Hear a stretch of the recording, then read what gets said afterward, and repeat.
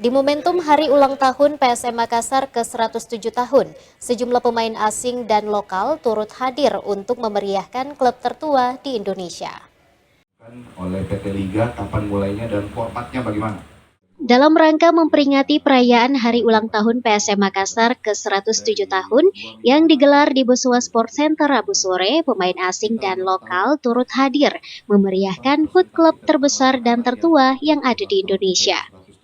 Pemain lokal yang hadir diantaranya Reza Pratama, Rifki Mokodompit, Harlan Suarda, M. Ardiansyah, Erwin Gutawa, Safrudin Tahar, Yakob dan Yance Sayuri, M. Arfan, serta pemain lokal lainnya. Sementara pemain asing yang hadir yakni Everton, Donald Bisa, Wiljan Pluim, dan Kenzo Nambu, serta Johnson.